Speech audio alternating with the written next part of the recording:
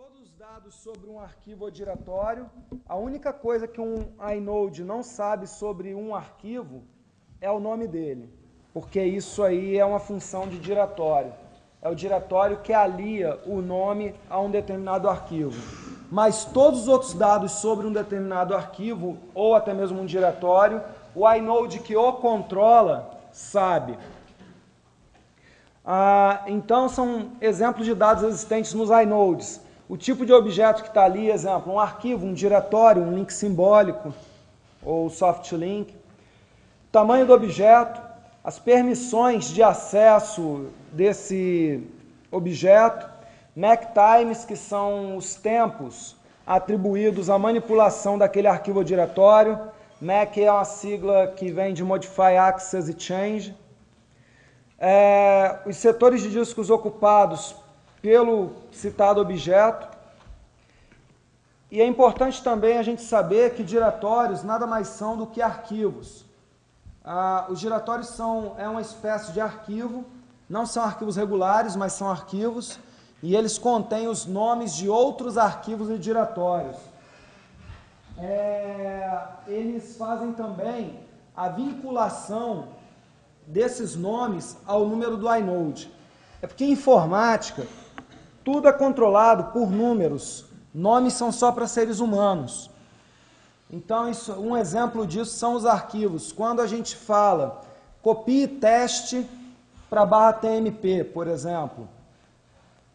Para o sistema operacional não existe teste. Existe o arquivo controlado pelo inode tal. Cada inode tem um número. Então, por exemplo, o teste seria o arquivo controlado pelo inode 1500. O diretório, ele funciona como se fosse um DNS, ele é específico praticamente para seres humanos. Então, quando eu falo copie teste para /tmp, o sistema pergunta para o diretório, quem é teste? E aí o diretório responde, inode 1500.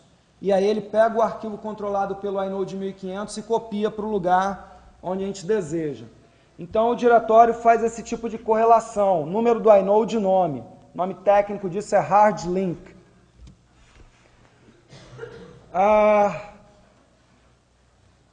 Então, para os sistemas, arquivos e diretórios possuem números, como eu já falei, que é o número do inode que o controla. Nomes são abstrações para usuários. E como já foi dito também, cada arquivo ou diretório possui um inode controlador que é numerado. E pode ser que haja, isso aí é uma consequência de determinada circunstância, que haja mais de um inode controlando um determinado arquivo ou diretório.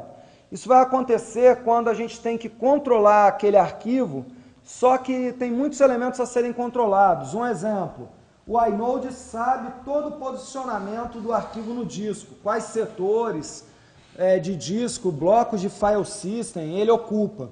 Se o arquivo é muito grande, e ocupa, por exemplo, ele tem gigabytes de tamanho e ocupa muitos blocos ou muitos setores, a numeração de cada setor que ele ocupa não vai caber dentro de um único inode. Então, nesse caso, serão utilizados vários inodes para controlar o mesmo arquivo.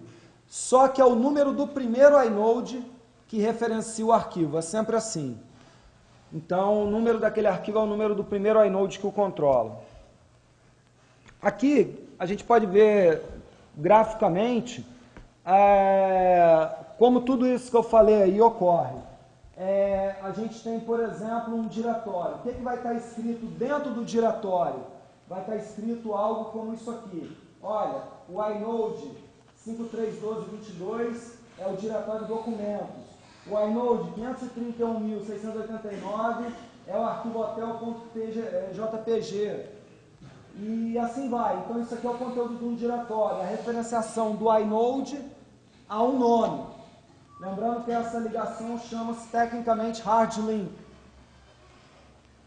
Dentro do inode, como já foi dito, ele tem um número e ele tem vários dados de determinado arquivo ou diretório. Então aqui dá para ver o tamanho, permissões de acesso, dono e grupo, MAC times e finalmente os setores ocupados.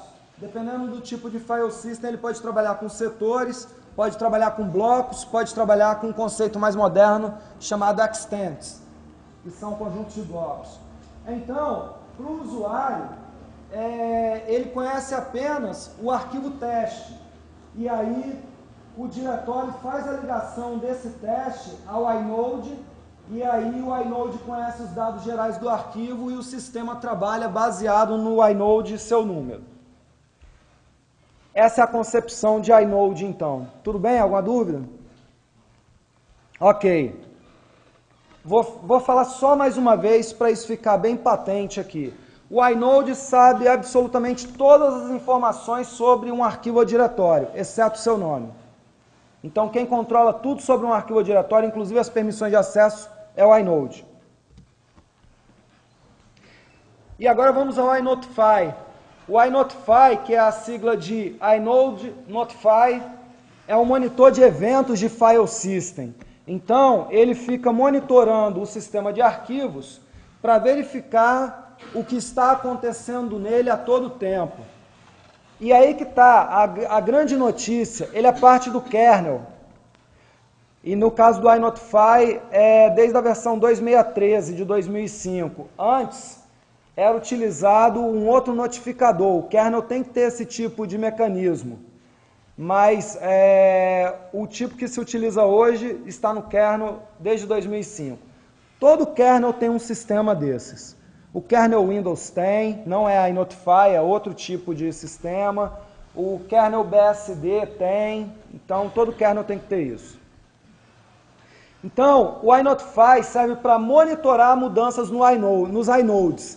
O que é uma mudança no inode? Exemplo, mudei a permissão de um arquivo, o inode vai mudar o conteúdo dele. Mudei o tamanho do arquivo, o inode vai mudar. Eu acabei de ler um arquivo, como eu tenho o MacTimes lá dentro, o tempo do access, que é a leitura em cima de um arquivo, vai mudar. Acabei de escrever algo dentro de um arquivo, editar o seu conteúdo. No MacTimes o modify vai mudar. Então, qualquer mudança que se faça em um arquivo, isso vai refletir diretamente no inode. E o inotify fica vigiando isso o tempo todo. E o kernel Linux, ele provê uma API para que a gente possa fazer uma ligação direta com o inotify e utilizar os recursos que ele provê em programas que nós possamos desenvolver. Então, um exemplo real do inotify é a identificação de mudanças em diretórios por parte de gerenciadores de arquivos. E isso é uma coisa que nós estamos tão acostumados a ver, que aí entra essa frase do meio, que ninguém pensa o que pode estar acontecendo ali nos bastidores, porque são ações que são normais para a gente, tipo a que eu vou fazer agora. Vejam só, vocês estão muito acostumados a isso, que eu vou mostrar.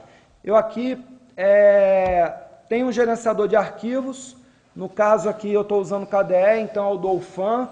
Para quem usa o Windows seria lá o Windows Explorer. Para quem usa GNOME também tem o seu gerenciador. E eu vou criar aqui um diretório no meu TMP. E esse diretório vai se chamar 1. Está ele lá. Eu vou entrar no 1. Entrei. Estou dentro dele. Vou minimizar a palestra. Fica mais fácil de visualizar. Agora eu vou abrir aqui um shell. E vou fazer uma ação. Antes de tudo, acho que todo mundo concorda. Se não pensou nisso até hoje, vai concordar agora, com certeza, que nós temos agora na nossa tela 2 programas abertos. Um programa é o Dolphin, que é o gerenciador de arquivos que o usuário final usa para arrastar, para renomear, para executar com 2 cliques e tal. E o outro programa que eu tenho, no caso do KDE, eu estou usando Console, que é o que me dá o shell Linux ali. Então eu tenho 2 programas abertos. E eu vou fazer uma ação agora. Eu vou copiar um arquivo que eu tenho aqui, justamente para o diretório que está aberto ali, TMP1.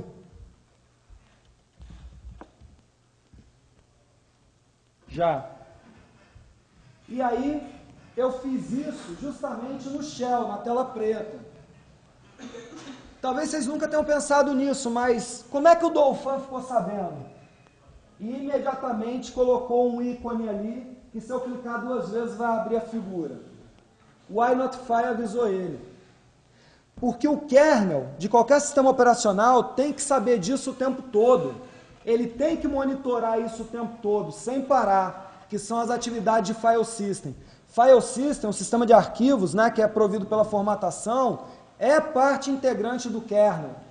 Está dentro do kernel, o kernel controla. E ele tem que saber tudo o que está acontecendo lá, absolutamente tudo. Então, justamente, o Dolphin ficou sabendo porque ele foi avisado pelo kernel, pelo iNotify.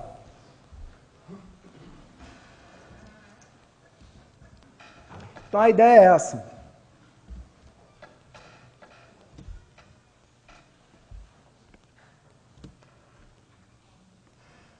Bom, quais tipos de eventos existem para o iNotify? A manpage nível 7 do iNotify, que é um elemento de kernel, falando novamente, então por isso que a manpage inclusive é nível 7, são chamadas de sistema, ela nos diz que o kernel pode monitorar os seguintes eventos. O primeiro é o in-access, que vai dizer para o kernel, né, quando um arquivo ou diretório foi acessado. E tem uma observação lá com o mais, que ocorre, no caso, apenas em objetos dentro dos diretórios. Então, o access monitora o que está dentro de um diretório. Eu posso monitorar diretamente um arquivo único ou todo o conteúdo direto de um diretório. É isso que quer dizer aqui. Em attrib, ele está referenciando, nesse caso, atributos do arquivo ou diretório. Atributos são os metadados, né? Basicamente, metadados de arquivos e diretórios, para quem não sabe o que é isso aqui, ó. Esses são os metadados. Permissões de arquivos, dono, esse que está aqui na esquerda, a quantidade de hard links, ou seja, a quantidade de entradas em diretório, porque um arquivo pode ter mais de um nome em um diretório, é raro, mas pode. O tamanho dele, a data de modificação, o nome, tudo isso aí são metadados. Se a gente modificar qualquer um desses, o nome, a data, a permissão, quem monitora esse tipo de atitude, de ação, é o in-attrib. In-close write, in-close no write. Isso daí monitora modificações em cima de arquivos e diretórios. Para quem é programador, a visão é diferente aqui. Porque o programador, quando ele quer manipular um arquivo, por exemplo, escrever nele, ele faz primeiro um open no arquivo, e aí ele pede um open do tipo write. E, quando ele só quer ler, ele faz um open do tipo read only. O problema é que aqui tem que ser diferente, porque o programador, ele faz um open do tipo write, mas ele pode fechar em seguida sem escrever nada dentro. Então, para eu ter certeza de que houve uma modificação, eu tenho que verificar isso no fechamento e não na abertura.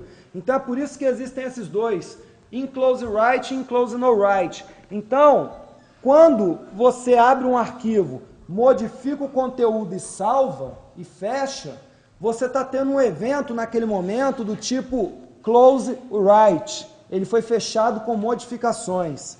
E se não houver modificações, close no write.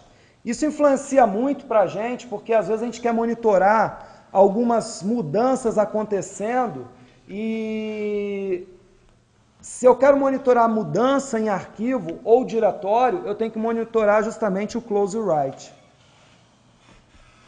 Eu tenho também o increate, que aí vai ocorrer quando um arquivo ou diretório, um arquivo é criado em um diretório que está sendo observado. Então eu observo o diretório, criou-se um arquivo lá dentro, eu tenho o increate. In delete, mesma coisa, quando em um diretório observado eu tenho um diretório ou arquivo sendo deletado dentro dele. Lembrem-se sempre, quando eu falo de arquivo, na maioria das vezes eu também estou falando de diretório, porque diretório é um arquivo. Isso não é um jeito de falar. Diretório é um arquivo. Só que pelas suas características, o sistema operacional não mostra para o usuário final como sendo um arquivo, mas ele é quase que um arquivo TXT, com a ligação lá dentro. Agora, se eu quero monitorar aquele diretório ou arquivo que está sendo observado, principalmente o diretório, não o conteúdo dele, aí eu vou usar o inDelete itself. Então, o itself, sempre que houver essa palavra, ele está sendo monitorado e não o conteúdo dele. Isso é muito útil para diretórios. Lembrando que tudo isso que eu estou mostrando é ação do kernel, do iNotify que está dentro do kernel. Isso aqui é o kernel que entende dessa forma. Então, eu tenho também o imodify, quando eu tenho uma modificação de conteúdo, tanto no arquivo ou diretório. InMoveSelf, quando o arquivo ou diretório observado diretamente é movido. E nas ações de mover, sempre ele é movido de algum lugar para algum lugar. Eu posso observar isso também. Então, eu quero saber quando alguma coisa for movido de tal lugar, faça tal coisa, por exemplo. Então, eu vou usar o InMovedFrom, que vai monitorar um arquivo ou diretório dentro de um diretório que está sendo observado, que pode ser até a raiz do sistema, esse diretório, quando ele for renomeado ou movido. E a mesma coisa em MovedTo é quando ele termina de ser renomeado ou movido. Em Open, quando o arquivo ou diretório foi aberto, não interessa se é para leitura ou escrita, ele foi aberto. Nós só vamos, como eu já falei antes, ter a perfeita noção de leitura ou escrita na hora de fechar. Tem algumas macros também, em All Events, que no caso equivale a todos os eventos mostrados anteriormente. O InMove ele vai englobar tanto o MovedFrom quanto o MovedTo. Então você pode observar duas coisas ao mesmo tempo. O InClose vai observar o CloseWrite e o CloseNoWrite. Você pode observar os dois ao mesmo tempo.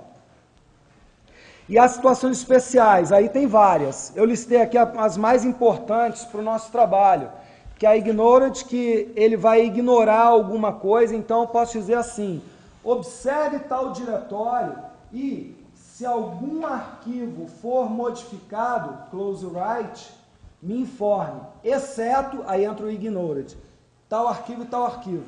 Então eu posso ignorar determinados eventos em determinados elementos. ISDIR, isso sempre vai aparecer quando se tratar de um diretório. Então eu estou, por exemplo, renomeando. É um diretório, vai aparecer o ISDIR junto com o move. Sempre simbolizando que a ação está sendo num diretório. E finalmente, podemos aplicar isso tudo que nós vimos, uma vez que o kernel vai nos avisar disso. Isso é muito importante. Agora um conceito novo para vocês. O kernel, ele está 100% do tempo observando tudo isso. É obrigação do kernel. Nós não estamos onerando o sistema a usar a iNotify. Ele tem que acontecer sempre.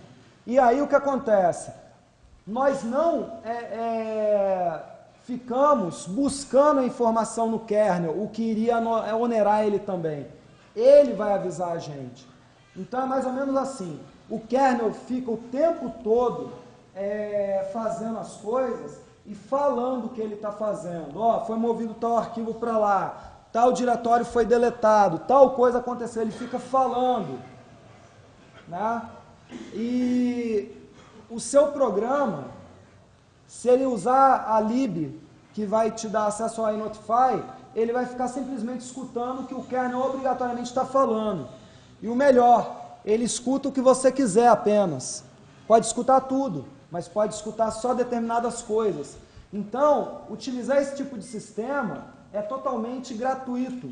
Você não tem esforço computacional excessivo, não onera a máquina, vai acontecer de qualquer jeito, você só está se aproveitando de uma situação e o melhor, em tempo real. Real, naquele milissegundo que aconteceu, você vai ficar sabendo. Então, as aplicações que nós podemos dar a isso. Backup instantâneo de arquivos sempre que os mesmos forem alterados. Então, alguém aqui usa R-Sync para fazer backup? Olha aí, acabou aquele negócio de você botar aquele cron a cada 10 minutos e o R-Sync fica o tempo todo ali martelando. Agora não. Agora o iNotify fica escutando o que você quer e se houver modificação, que são as sincronizações que a gente faz, agora eu estou falando mais de sincronização por mudanças contínuas, né? Não tanto do backup, mas com a R-Sync também. Você fica escutando com a iNotify o que você quer e quando acontecer uma modificação naquele elemento, o seu programa que escuta a iNotify ativa o R-Sync e ele faz a passagem para o outro lado. Então, agora você não vai ter aquele cron a cada 10 minutos que onera um pouquinho a máquina. Você vai ter o R-Sync rodando só quando alguma coisa acontecer. Pode ser daqui a 3, 4 dias. E não ficou o cron rodando a cada 10 minutos. E é de graça, gente. Porque o kernel tem que fazer isso. É obrigação dele. Remoção de dumps de banco de dados imediatamente após o backup para um servidor específico. Eu já peguei aí em casos de invasão, em análise de casos de invasão, na seguinte situação, o administrador fazia backup. Tá, até aí tudo bem, espera-se que ele faça isso, né? Mas ele fazia dump do banco de dados lá no TMP, por exemplo, e aí vinha o backup e levava. E depois? Depois o dump ficava lá. Um belo dia uma máquina foi invadida. Estava lá todos os dados do cara em claro, porque tinha um dump no TMP. Então, aqui você pode sincronizar backup, tipo assim, meu backup é todo dia às 5 da manhã. E o meu banco de dados, para ser dumpado, né, exportado, sofrer um dump, ele leva 10 minutos. Então, eu faço um cron para... faltando 15 para as 5, ele fazer o dump, dou 5 minutos de margem de segurança, e fico observando com a iNotify, isso é um mero exemplo, o arquivo. No momento em que eu ver que ele foi lido, e aí foi backupeado, eu wipo ele, melhor do que deletar, para quem estava lá ontem na forense. Eu faço um wipe nele, por exemplo. Então, mesmo que se mude a hora do backup, porque o backup pode atrasar, né? Porque a máquina que faz backup está fazendo de outros servidores também. Então ela pode fazer às 5 horas hoje, mas no outro deu uma encrenca e ela chega às 5h10. Então você nunca sabe quando vai acontecer. Fica observando o arquivo. Houve o backup? Deleta automaticamente. A criação de um sistema DHCP primário e secundário similar ao que ocorre com o DNS. Também eu utilizo isso. Porque o DHCP... ele tem a possibilidade de você fazer, tipo, 2 interligados. O problema é você dizer que esse vai subir porque esse caiu e os dados têm que sofrer R-Sync para o outro lado. Aí você vai usar a iNotify 2 vezes. Quando o camarada modificar aqui no primário os dados de DHCP, digamos que ele esteja fazendo DHCP baseado em MACs, né, DHCP estático, quando ele modificar um iNotify que está vendo ele salvar, faz um R-Sync para o outro lado. E quando esse daqui entrar em colapso, o iNotify do outro lado, por exemplo, pode receber uma informação desse e colocar no ar, ou coisa assim, a esse tipo de sincronização. E aí você tem como se fosse um DNS primário e secundário. A criação de um sistema inteligente de repositório local Debian é só um exemplo também, pode ser outro tipo de repositório, até para Red Hat, por exemplo. Para pacotes personalizados, também servindo para outras distribuições. Então, por exemplo, eu costumo fazer para os meus servidores pacotes do Debian. Tipo assim, eu tenho que fechar a segurança e configuração básica de um servidor que eu acabei de instalar. Eu já tenho um pacote, um .deb, que fica num repositório que eu tenho dentro da minha instituição, e aí quando termina de instalar o dev, eu só aponto para o repositório e faço apt-get install tal coisa, desce o .deb que dá uma geral na máquina, fecha todas as brechas de segurança, coloca algumas coisas que são configurações locais e tudo mais. Aí, quando eu estou desenvolvendo esse pacote, eu posso ter que mudá-lo hoje à tarde, por exemplo, e fazer o upload direto, de novo, para o servidor que contém esse pacote. Quando o servidor recebe esse pacote, ele tem que processar. Ele tem que tirar o anterior do repositório, jogar esse em determinado diretório e rodar um comando de repositório para indexar esse pacote novo. Eu posso fazer na mão, mas eu vou fazer umas 5, 6 operações, incluindo SSH, para eu entrar no servidor e fazer na mão sempre. Então, realmente, eu posso criar um mecanismo, e o Debian tem esse tipo de mecanismo, para que, chegando um pacote novo por upload, ele processe sozinho, e aí, já que eu fiz modificações, é só ir nas minhas máquinas e fazer apt-get update, apt-get upgrade, todas elas são atualizadas com aquele novo pacote. Então, dá para fazer um negócio desse. E, sim, os repositórios oficiais do Debian e de outras distribuições fazem isso baseado em iNotify. Então, sempre que a gente faz um upload de um pacote para o Debian, faça um upload agora. Imediatamente ele é processado porque tem um iNotify vigiando um diretório, se algo for criado dentro dele, ele processa. Monitoramento de e-mails, mailbox, maildir e coisas do tipo. É esse tipo de coisa que, por exemplo, um webmail que vocês conhecem aí, todos eles fazem, que você está na tela do webmail olhando e de repente ela muda, entra um e-mail lá em cima, porque lá na origem, quando chega um e-mail na sua mailbox ou no seu maildir, tem um iNotify monitorando e ele sabe que chegou um e-mail para o usuário tal. Aí ele vai informar o seu browser disso e a atualização. Então, isso você pode fazer dentro da sua instituição também, ou até dentro do seu próprio computador. Fica lá monitorando a mailbox que está remota, por exemplo, lá remotamente está o monitor, e aí ele manda algum aviso para você, alguma coisa assim.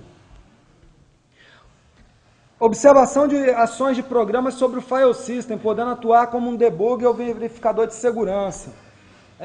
No caso do debug, eu já passei por isso.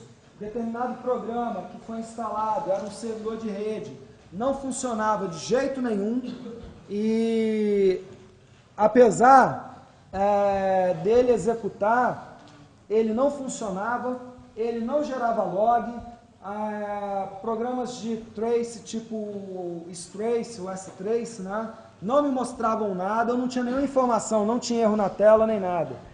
E eu sentia que ali, por um determinado motivo, por um feeling, vamos dizer assim, faltava uma determinada library atuando ali, que eu não tinha ideia do que seria, mas aquilo era muito provável.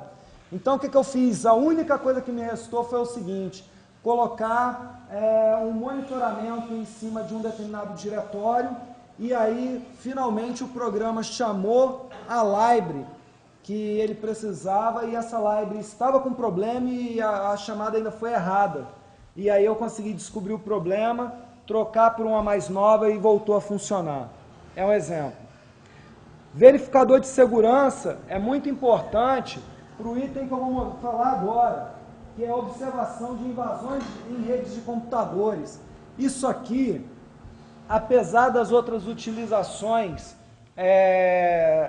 serem muito práticas, eu usar todas elas, isso para mim é uma das mais nobres utilizações, até porque eu sou gerente de rede. Então, você vai ter um elemento verificador de integridade aqui em tempo real. Vamos ver o que seria isso. Um exemplo, eu tenho lá a minha página com index.html ou index.php. Se alguém entra e vai fazer um defacement, o que ele vai fazer? Ele vai substituir o index.html ou index.php, né? E aí vai aparecer o defacement na tela. Se isso acontecer, seria bem prático e interessante se eu ficasse sabendo disso em tempo real. Então eu posso colocar um iNotify monitorando aquele diretório ou determinados arquivos, e uma vez que isso aconteça, em tempo real, eu serei avisado, porque o iNotify pode disparar gatilhos, triggers, né? E aí o que pode acontecer? Eu posso receber um e-mail, eu posso, se eu estiver no Linux usando o IOSOP, por exemplo, eu posso receber uma mensagem via WhatsApp em tempo real, posso receber uma mensagem em Java, XMPP, qualquer coisa assim. mas eu vou ficar sabendo em tempo real. Existem outros monitores de integridade muito conhecidos. Os mais conhecidos são Tripwire, Samhain e outros. Mas o problema é que esses caras eles trabalham da seguinte forma. Geralmente é em cima de hash. Eles calculam o hash de todo um diretório, às vezes de todo o sistema, quem sabe. Mas vamos dizer que o cara foi mais inteligente e mexeu só com o diretório. Ele calcula o hash de todo o diretório e de tempos em tempos, digamos, o normal, de 1 em 1 hora, ele calcula tudo de novo. E se o hash não bater, é porque houve modificação. Aí nós temos vários problemas. Primeiro, esse tipo de ação geralmente senta a máquina.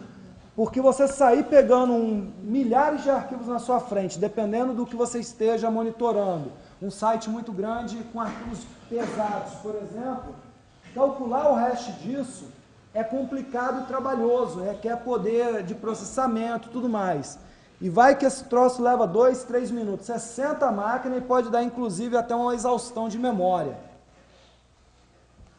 O outro problema, quando ele vai fazer tudo isso de novo, daqui a 1 hora, nesse meio de 1 hora, pode ser que o invasor entre na sua máquina, já dê uma olhada geral, um PSAX, por exemplo, já vai ajudar ele bastante, e ele vai ver, opa, tem um Tripwire, um Samhain rodando, o que ele faz? Kill. E aí, daqui a 1 hora, você não vai ficar sabendo que houve modificação dos seus arquivos, que houve a injeção de alguma coisa. Como a iNotify é um evento de kernel obrigatório, você não está pesando a máquina como esses outros fazem calculando hash. E mais, ele vai ocorrer em tempo real. Em tempo real, o camarada entrou, você está sabendo. Não dá tempo dele desativar nada, porque ocorre no mesmo milissegundo o aviso. Agora, se ele desativar, já foi, já era. E é em tempo real, não é daqui a 1 hora. Então, essa é uma utilização nobre para isso. Daqui a pouco eu dou uns exemplos aqui. E ele pode ser utilizado também, o iNotify, como gerador de logs, porque os programas, na verdade, a gente não vai atuar diretamente no iNotify, a gente vai ter programas que utilizam ele. E aí você faz o programa do jeito que você quiser, ou usa os que já tem pronto. Vou dar vários exemplos aqui. E aí o que acontece? Você pode ter esses programas executando ações. Eu sou um programa, estou escutando a iNotify. Tal coisa aconteceu, faça tal coisa. Então uma coisa que pode fazer, por exemplo, ser feita, além de mandar e-mail, mandar mensagem e tudo mais, é gerar log. Um comando bem simples para gerar log de sistema é o logger. Logger, e você pode botar ali a tag que você quer que ele use e ele vai gerar lá no syslog ou no arquivo que você mandar. E aí, uma vez que isso aconteceu, você pode usar outros programas como o Fail2Ban, que alguém aqui deve conhecer, que fica monitorando o log. O Fail2Ban, ele também é um daemon, fica rodando, monitorando logs, procurando determinadas ações. Quando o Fail2Ban vê no log determinada coisa escrita, ele toma uma atitude. Exemplo, vou bloquear o IP de origem por 20 minutos. Ou, após 3 ocorrências em 30 minutos, bloquear o IP de origem por 1 hora e mandar um e-mail avisando que isso foi feito. Então, ele pode ser o disparador de outro programa. No caso aqui, ele gera um log em tempo real e, como o Fail2Ban está olhando, ele em tempo real também reage. Tudo em tempo real. E há centenas de outras possibilidades. Essas aqui são apenas algumas. Um exemplo de uso do iNotify é o iWatch. iWatch é um programa feito em Perl e ele implementa tudo que o iNotify tem por intermédio da lib Linux iNotify 2 Perl. Existem várias libraries em C, em Ruby, em Perl que implementam iNotify para você que é programador. Então, se a gente está atuando num Debian ou derivado, a gente pode instalar esse iWatch com o comando apt-get install iWatch. Ele pode ser executado de 2 formas, em linha de comando ou como daemon, ou seja, ele fica o tempo todo rodando na memória. Ele pode também atuar recursivamente, ou seja, diretório adentro. Se eu quiser que ele seja recursivo, ele vai monitorar esse diretório e todos os outros que estiverem dentro dele. de uma vez só. Uma linha que é muito interessante para quem está começando, uma linha de comando é essa. iWatch -E all events e o objeto. Então, o que vai acontecer? Esse all events vai chamar aquele all events lá do kernel. E aí você vai monitorar todos os eventos que possam acontecer com um determinado objeto. Tudo que acontecer você vai ver. E para que serve isso? Aprendizado. Porque se você não tem familiaridade com os eventos de kernel, basta você monitorar todos que acontecem em um determinado objeto e ver o que vai acontecer na medida que você vai mexendo no objeto. E aí você aprende, o que eu quero é isso aqui. Então eu quero um inclose write, por exemplo, quando ele for fechado e modificado. Você está vendo acontecer. Seria mais ou menos isso daqui. Então,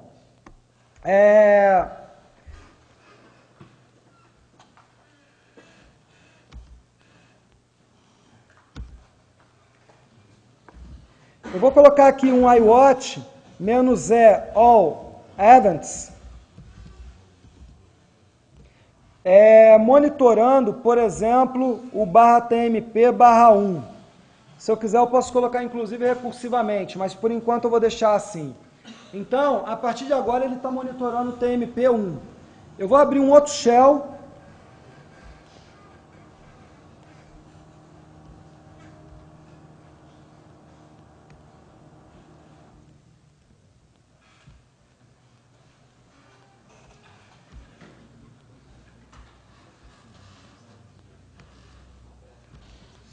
Oh, caramba.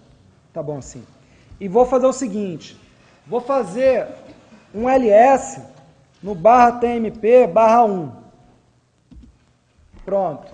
O que aconteceu? Primeiro, eu estava monitorando um diretório. Então, todas as linhas vão ter isdir, me afirmando que aquilo é um diretório. E ele vai dizer tudo o que aconteceu. Primeiro ocorreu um open, porque eu tive que abrir o diretório, porque diretório é um arquivo. Então, se eu quero ler, eu tenho que abrir.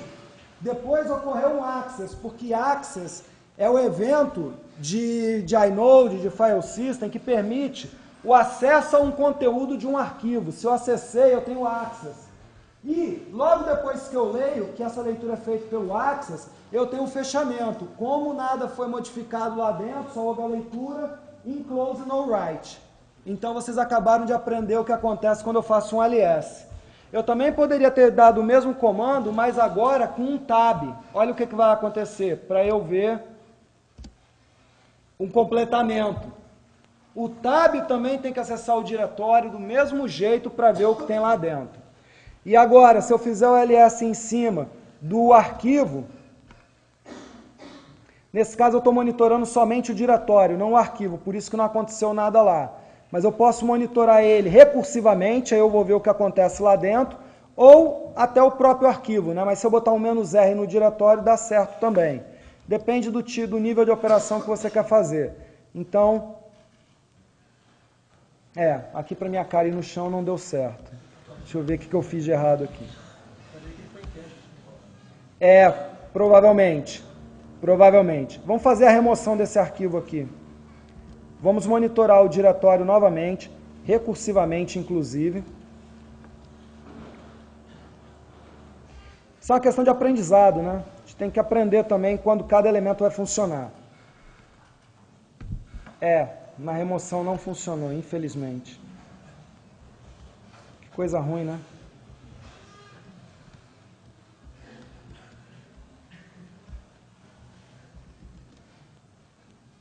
Estou mexendo no diretório certo.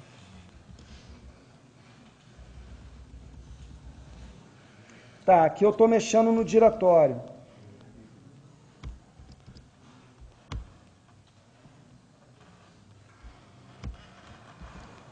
Isso provavelmente é erro meu de interpretação do que está acontecendo aqui.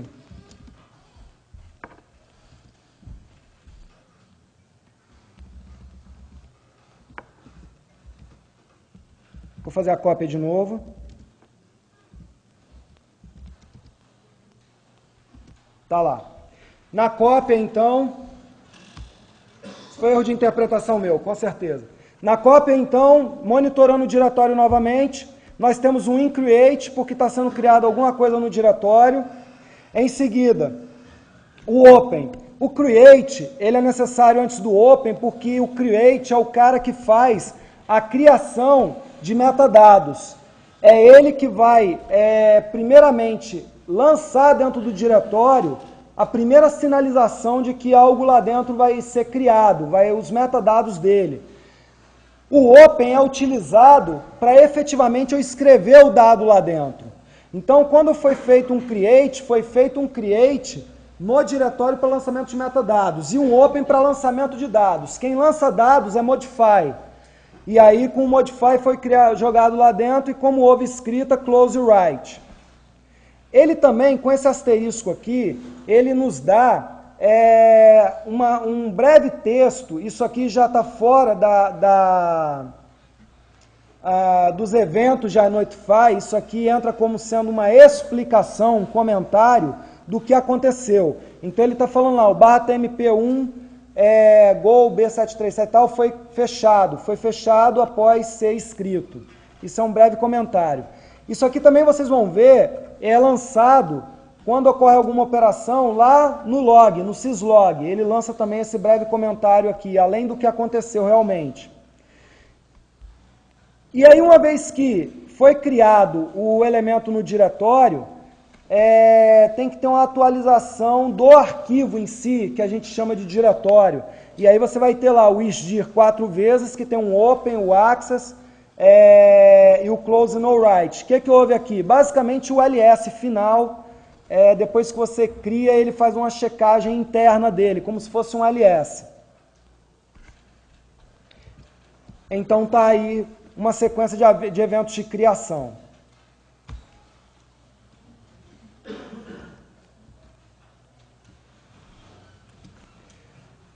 Isso aí foi feito em linha de comando.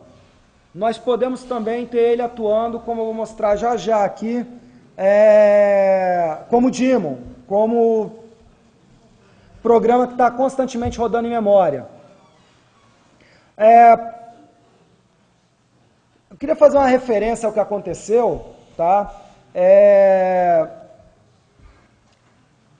Aqui pode ter acontecido duas coisas. Uma falha minha de interpretação, que eu interpretei que vai acontecer de uma coisa, de um jeito, mas tem que ser recursivo e tal. Ou, isso é importante, pode ser bug do iWatch. E ele tem bugs. Todo programa praticamente tem bugs. Então, essa minha intervenção eu queria usar para dizer o seguinte. Se é um bug do iWatch que aconteceu, isso é muito importante, é um bug do iWatch, não do iNotify. O iNotify está funcionando. Se for um bug, em vez de erro meu, é o programa que está errando, e não o iNotify que está informando errado, entendem? Então o iNotify é do kernel. Se o kernel errar, já era. Você tem milhões de consequências aí, incluindo falhas de segurança grave. Então, com certeza, a iNotify não errou.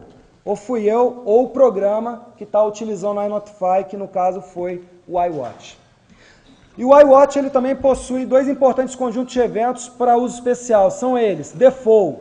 Um eu já usei, né? O all events, que eu acabei de usar. E o default. Default é o valor de operação padrão, quando nenhum evento é citado. Então, quando você não diz, os eventos que eu quero monitorar é close, write e delete, você não fala isso. Aí ele entra com um default. O default é isso aqui.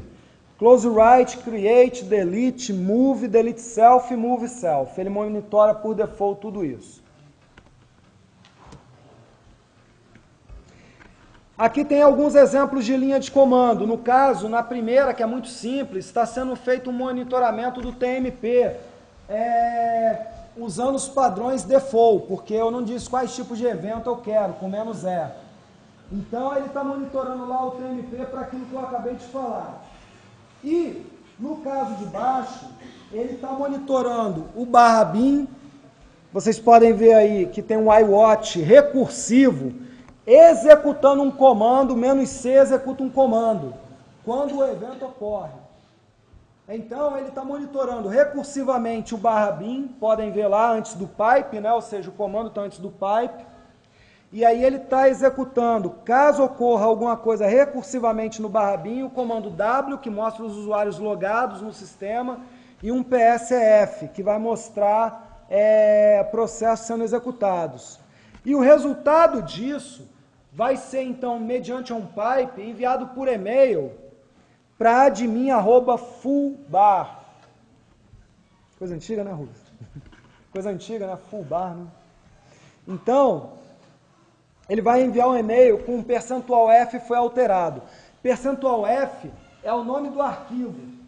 De onde vem esse percentual F? É uma variável fornecida pelo iWatch imediatamente depois que ele monitora alguma coisa. Então, ele pode informar, ele pode enviar determinadas variáveis informando determinados nomes ou eventos. No caso, o percentual F vem dele informando que o nome do arquivo, o arquivo tal, foi alterado, ou o diretório tal. Na configuração, não em linha de comando, mas para ele funcionar como daemon, a gente vai usar o arquivo de configuração etc iwatch.xml. Então, o arquivo de configuração dele é um XML. E a vantagem desse tipo de implementação é que você tem um daemon, está constantemente operando, observando alguma coisa. Então, você também, usando isso, além de você estar em background, o tempo todo observando, você pode monitorar diversas coisas diferentes ao mesmo tempo. Então, eu posso monitorar um diretório, se algo for deletado, e também um arquivo, se for modificado, e também recursivamente tal diretório, se algo for criado, e assim vai. Então, eu posso fazer isso. Um exemplo simples de arquivo de configuração dele é esse. Ele tem um cabeçalho que nunca muda, são as duas primeiras linhas, e aí nós vamos ter um config, começa a configuração, que termina em /config. Toda a sua configuração vai estar ali dentro. Guard email é o e-mail de origem que vai ser enviado para você caso aconteça alguma coisa. O iWatch, por default, você pode desabilitar isso ali na configuração mesmo. Ocorrendo algum evento, ele envia um e-mail para você. E o e-mail de origem vai vir de um usuário chamado iWatch, cujo e-mail é root@example.com. Agora, vocês vão ver um negócio chamado watchlist. Tem início e fim. Começa lá no watchlist e termina no /watchlist. Aquilo é o que você quer monitorar. E aí é que está. Entre os configs, você pode ter vários watchlists. Você pode monitorar várias coisas ao mesmo tempo. Então você bota um watchlist /watchlist, depois outro watchlist /watchlist, e assim vai. E você pode fazer vários monitoramentos. Nesse caso, o title que está ali é para você saber o que você está monitorando. Isso pode ser utilizado no e-mail também, na hora de mandar a mensagem. Ele está monitorando alterações no /etc shadow, o arquivo de senhas. E aí, se acontecer alguma coisa, ele vai mandar um e-mail para esse cara aqui, someone@example.com, e o nome do camarada que vai receber é admin. E aí ele está fazendo um monitoramento do tipo single, ou seja, não é recursivo, em cima de etc shadow. Como eu não falei o que eu quero que ele monitore, ele vai fazer um monitoramento default, delete, move, close write, essa coisa toda. Acontecendo alguma coisa, o que ele faz? Manda um e-mail para esse camarada aí dizendo o que aconteceu. Eu posso ter, então, vários blocos de watchlist monitorando diversas situações ao mesmo tempo. Eu posso usar scripts externos, shell, perl, um programa em C, qualquer coisa como ação após um evento, ele pode executar alguma coisa. Lá na linha de comando, vocês já viram executando com "-c", aqui no XML também pode. E posso usar comandos como mail, send-xmpp e osupcli para envio de alertas em tempo real. O send-xmpp vai mandar para Jabber e o osupcli para o WhatsApp em tempo real. Isso tudo tem empacotado em Debian, para quem usa Debian e derivados. Nas outras distribuições, são comandos tão simples que devem ter também. O osupcli talvez não, porque ele é muito recente, mas o send-xmpp com certeza vai ter, o mail tem que ter. E aí nós vamos ver agora o uso dele como verificador de integridade, justamente como contra invasões.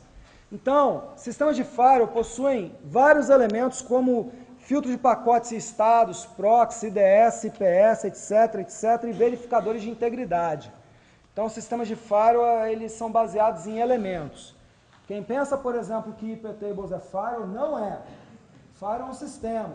Tem que verificar as 4 camadas que tem protocolo de rede no modelo OSI. Enlace, rede, transporte e aplicação.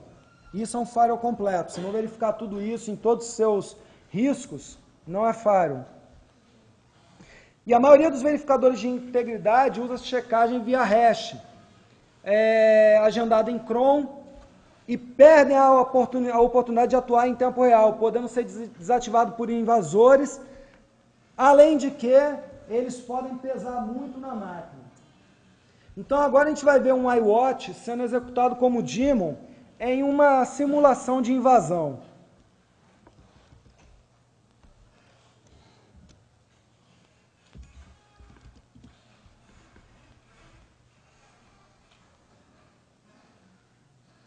Aqui eu tenho à esquerda um servidor e à direita um cliente, que é um navegador. Na esquerda, eu vou entrar lá no diretório que tem as páginas, o www.html, e vocês podem ver que há 4 arquivos lá. Tem o check PHP, index.html, return PHP e test URL PHP. Agora, eu estou entrando nesse site via browser e acionando o test URL via PHP. Ele é um simples testador de URLs. A gente coloca ali um endereço qualquer e ele verifica se o site está no ar. Então ele entrou no site, mandou verificar, ele verifica e retorna, site ok. Ele só faz isso. Uma outra URL, vamos ver agora vimos o debian.org, vamos ver o Heriberto Pro BR. Site ok. Se a gente der uma olhada lá dentro do servidor, onde está o código do teste URL, estão lá os 4 arquivos. O problema é que ele tem uma falha de segurança relativamente grave. Esse PHP, ele permite a injeção se a gente colocar um elemento page na URL.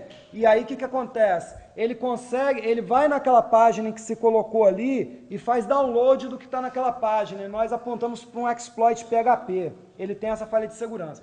Então ele verificou que o Heriberto Pro BR está no ar, mas ele efetivamente, como podem ver, ele fez download de um exploit PHP. Houve uma injeção dentro da máquina. Isso é muito comum de acontecer. E aí, chamando o exploit PHP, ele tem um PHP info lá dentro, podia ter alguma coisa pior, né? Mas isso já é ruim porque ele me mostra a configuração inteira da máquina e se eu sou um atacante eu já me sinto confortável para atuar em cima de determinadas coisas, inclusive eu sei as versões das coisas que estão lá. Eu vou agora remover o exploit.php, voltarei a fazer os testes, olha lá, agora chamando o exploit.php da not found, porque ele foi removido. E agora nós vamos ver como é o arquivo de iWatch que eu tenho aqui, que ainda não está atuando, mas tem um arquivo de configuração. Então, ele tem um título, verificação de integridade de servidor web, e ele vai mandar um e-mail para heriberto@heribertoprobr, caso alguma coisa ocorra, e ele está monitorando recursivamente o var www.html. Algo ocorrendo, ele vai mandar um send xmpp, ele vai mandar uma mensagem em Jabber. Para quem não conhece como funciona Jabber, estava rodando ali na máquina cliente, um cliente Jabber, e agora ele vai com o send xmpp, vai enviar uma mensagem via linha de comando. Então ele faz uma mensagem com eco, coloca um pipe e usa o send xmpp para enviar com um TLS para o heriberto@jabberbr.org.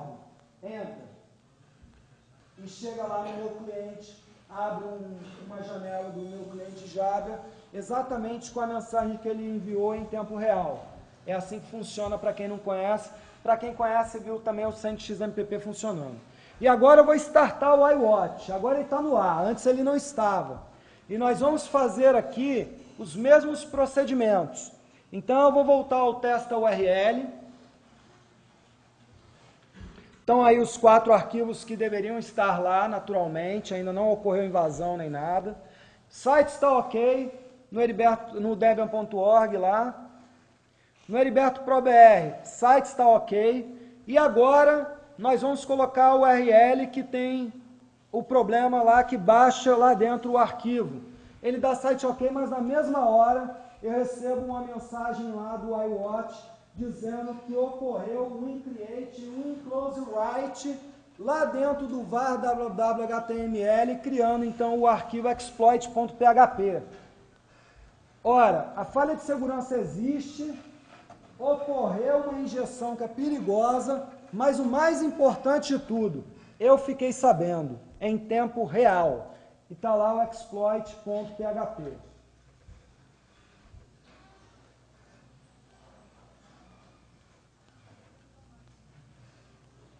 Se a gente der uma olhadinha no syslog, vocês vão ver, como eu falei antes, ele coloca lá uns asteriscos dizendo o que aconteceu e o comando que foi executado. Então vocês podem ver que está lá a criação do exploit e o comando echo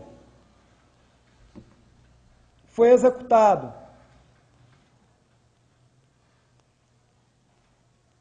Mandando então por XMPP, por Jabber, uma mensagem para mim. E também foi enviado um e-mail, porque o sistema de e-mail está habilitado, o sistema de logs também estava habilitado.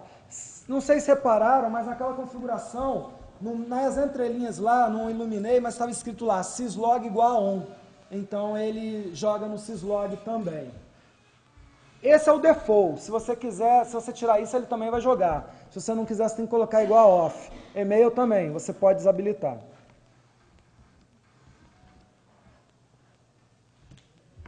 Aqui, como exemplo, vocês podem ver uma consequência da falta de verificador de integridade. Isso acontece aos montes. Muitos devem conhecer Zone H, que é onde o pessoal que faz deface em página publica logo depois do defacement. E vocês podem ver o seguinte, que em 18/6/2015, uma página GovBR,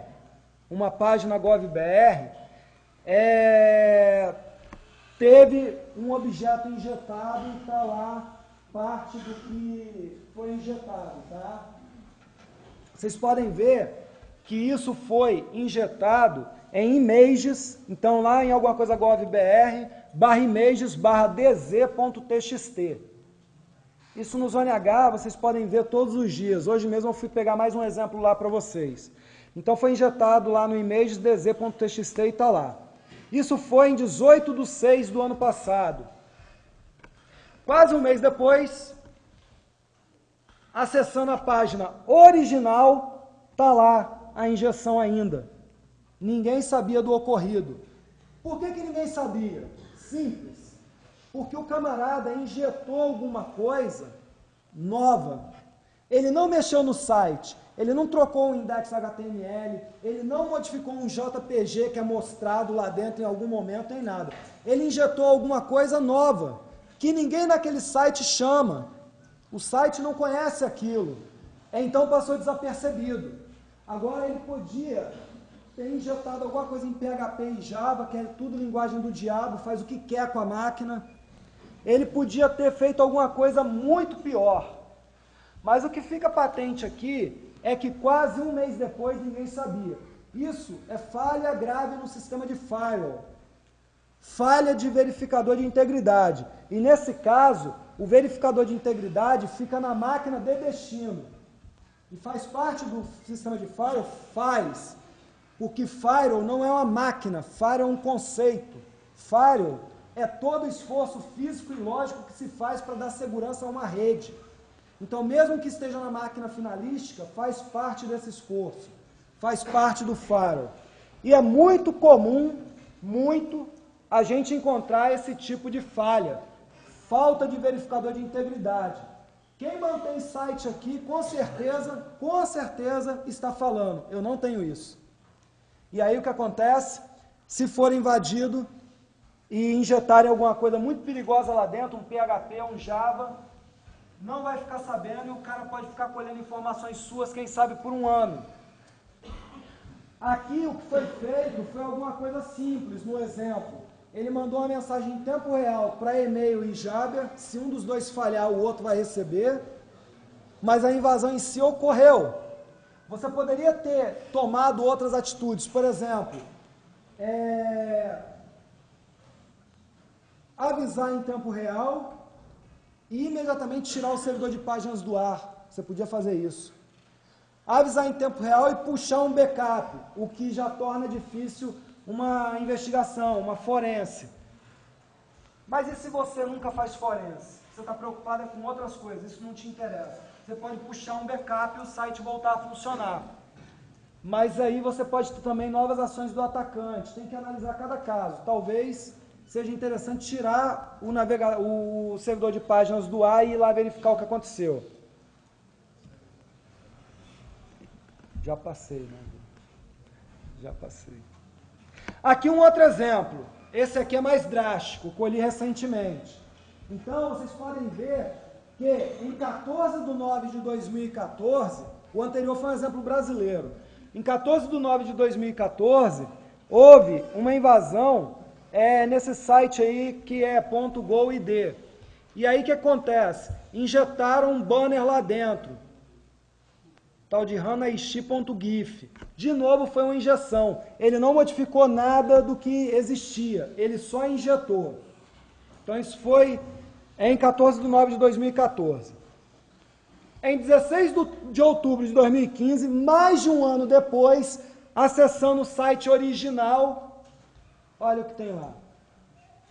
Mais de um ano depois, ninguém sabia. Hoje eu acessei de novo para trazer como exemplo, já estava fora do ar, já deu 404, ou seja, o elemento que foi injetado foi removido. Mas removido por quê? De repente os caras formataram a máquina por outro motivo ou instalaram um novo sistema e até hoje ainda não sabem. E o exemplo de hoje, Demons of Hack. Então, isso aí foi pego em 30/5/2006 e ocorreu em 30/5/2006 num GOV-GH, que é um país africano, 30/5/2006 e hoje, quase um mês depois, olha como é que está lá, a página original. Então, não botei a URL completa, mas se acessarem hoje, descobrirem qual é acessarem, estará assim, quase um mês depois. Então nós podemos evitar esse tipo de coisa. Então pensa que se fosse realmente um profissional, ele entraria, não injetaria nada, não modificaria nada, ele simplesmente tomaria conta da sua máquina para agora servir de base de ataque para outros lugares quando ele quiser. Zumbi, o seu servidor, que é um negócio nobre, virou um mero zumbi de hacker.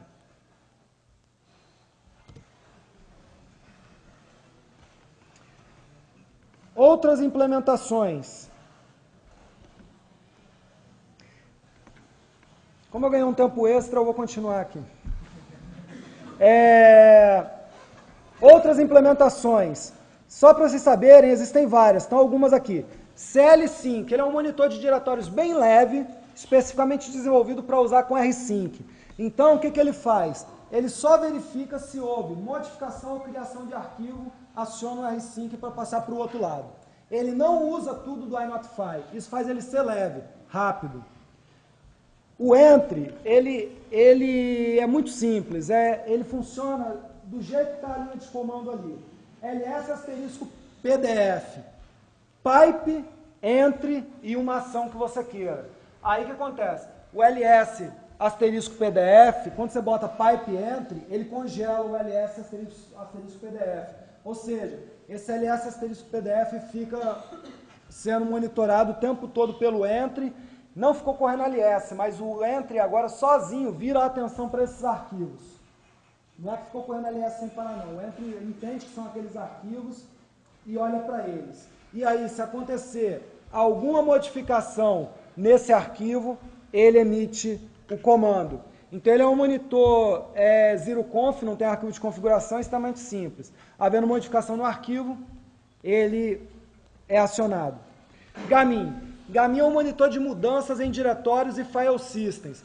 Geralmente, os grandes sistemas gráficos, os grandes ambientes gráficos, usam Gamin. Exemplo, KDE e Gnome. Então, eles usam o Gamin para ficar monitorando diretórios. E no meu caso do Dolphin, quando o Gamin viu escutou do iNotify que houve mudança no diretório, o Gamin avisou o Dolphin e o Dolphin atualizou. Então o Gamin é centralizado e o restante do sistema todo gráfico usa o Gamin. iNoSync, ele é um outro monitor para uso em conjunto com rsync. Agora ele pode ser utilizado com outras finalidades também, lógico. iNotail, ele é o substituto do tail-f.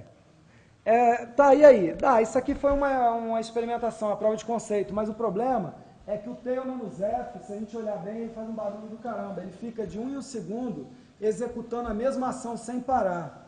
Isso consome um pouquinho, mesmo que minimamente, o seu sistema. Se você não gosta disso, você pode usar iNotail, que ele fica monitorando com base em iNotify, ou seja, o iNotail fica lá debaixo do braço cruzado, não faz nada. Quando o iNotify fala para ele que ocorreu uma modificação, ele atua. iNotComing é esse aí que o Debian e outros usam. Ele fica observando o diretório e caso algum arquivo novo seja criado, ele atua. Então ele pode observar a chegada de arquivos específicos. InCron, ele é o substituto do cron. Quando você quer um cron não por horários, e sim por eventos. Tal coisa ocorreu, faça tal coisa. Ele é similar ao cron, a programação dele, para quem conhece o crontab e tudo mais. Só que ele não é baseado nos horários, e sim nas ocorrências, nos eventos. iNotify Tools, conjunto de comandos para interação com o iNotify, permitindo uso direto por scripts em shell e outras atividades. iNotify Hookable, mais um monitor similar ao iWatch, prometendo ser melhor do que o iNotify Tools. E tem diversas libraries que recebem informações do iNotify para uso específico. Há libraries para C, Python, Perl, Haskell e tudo mais. Para vocês terem uma ideia, para eu verificar escaneamentos vindo da rede interna, porque a gente sempre tem um inimigo interno em grandes redes, né? O que eu faço? Eu faço um iptables que verifica se tem alguém vindo da rede interna para determinados lugares onde estão meus servidores. Eu estou preocupado com a minha área de servidores internos e a minha DMZ, escaneando determinadas portas que não deveriam ser acessadas por usuários internos ou que nem existem. Exemplo, porta 22, porque todo mundo que se preze e instala um SSH muda a porta, né? E aí o iptables, o que acontece? Ele fica monitorando isso e a ação dele é gerar log, menos JLog, né?